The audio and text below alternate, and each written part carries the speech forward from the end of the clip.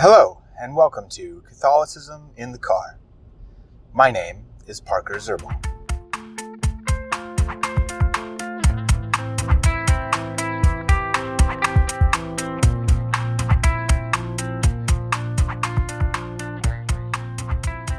I want to talk about today the differences between different Christian ideas of God's relationship with man. And I mean man in general, like mankind.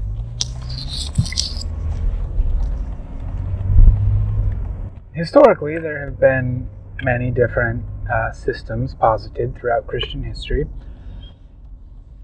to understand this relationship. Some of the more famous ones, I guess you could say, on a very zoomed out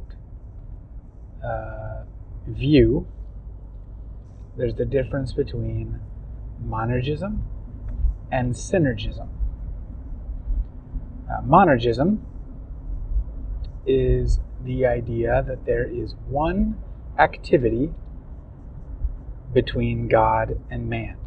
One activity, and that is the activity of God.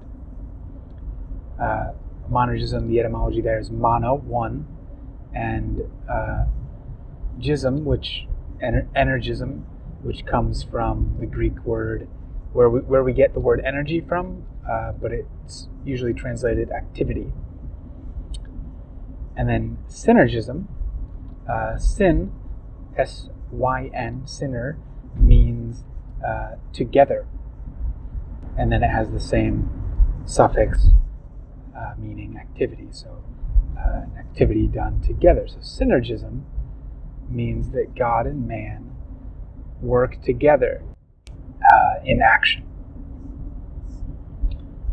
Now, this has been a debate in Christianity for pretty much as long as Christianity's been around. But the debate really started, as far as I know, with Augustine, with Saint Augustine, and then it throughout the early and latter Middle Ages, it continued between various theologians. Aquinas, Bonaventure, Scotus all have their own slightly distinct views on these things. I believe Augustine, I believe Anselm has a slightly distinct view on these things from other thinkers in the Middle Ages. I would imagine somebody like Peter Abelard does. And then the debate really starts to kind of catch fire with the onset of the Protestant Reformation. And particularly the debates between Luther, Calvin, the Anabaptists, and later Arminius, and his views later on. And then subsequently, within Protestantism, there are many views that have developed. Most Christian denominations, I would say, their main dividing issue is an issue of God's relationship with man. Some distinction within synergism or monergism, or the distinction between both. So, Catholics and Orthodox are synergistic. There really isn't much room for a monergistic view within Catholicism or Orthodoxy.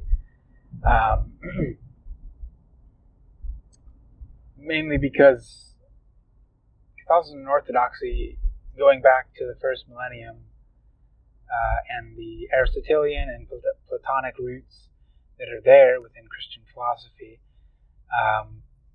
they really don't want to deny free will to man. A lot of times I've heard monergistic Protestants cite Augustine as somebody who held their view among the church fathers. But I don't know if I'm convinced of that. I don't think that I am. I mean, he definitely takes, within the synergistic view of things, he leans more towards the side of monergism, but because he certainly does emphasize God's action over man's action. But I really do not think that he would say something as to the effect of that man does not have free will. Now, many synergists, myself included, will say things like, man can do nothing of himself, strictly speaking. Yes, that is true. Man can do nothing of himself.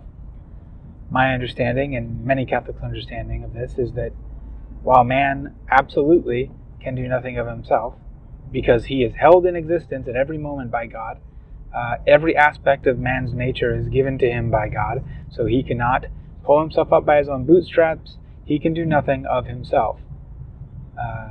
He would cease to exist if he were allowed to do so. But God has given man the gift of free will and the other gifts of his nature. And therefore, man does have free will, not by himself, but because of God, because of God's action. So yes, it does boil down to monergism in a sense, but not in the sense that, not the sense that is meant by the label.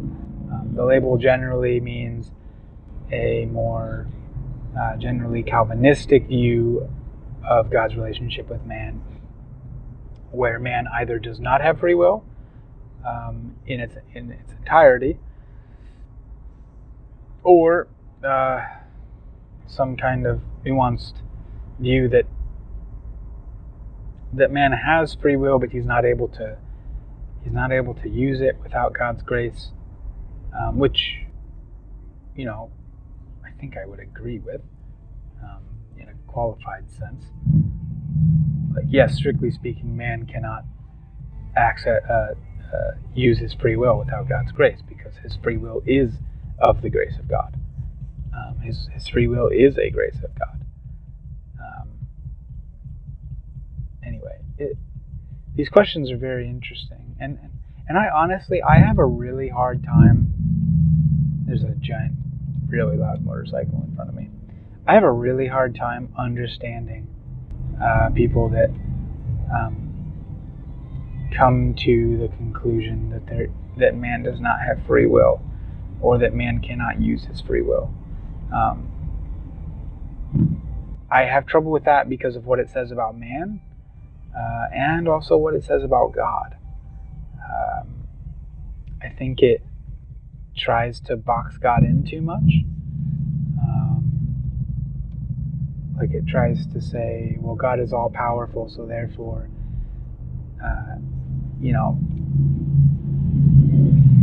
so therefore nothing except God. Jeez. It's motorcycle time. Where they say nothing but God can do anything, really. It kind of, you can't help but think well, we're just puppets on strings then.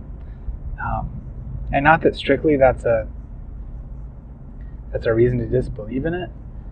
That's more of an emotional appeal, but at the same time, it seems plainly evident to human experience that man has free will and can choose. It seems plainly evident. The Jews believed in this, pagans believed in this. I would argue all of the first Christians believed in this, and it really wasn't until some precursors to the Reformation that this view started to catch hold.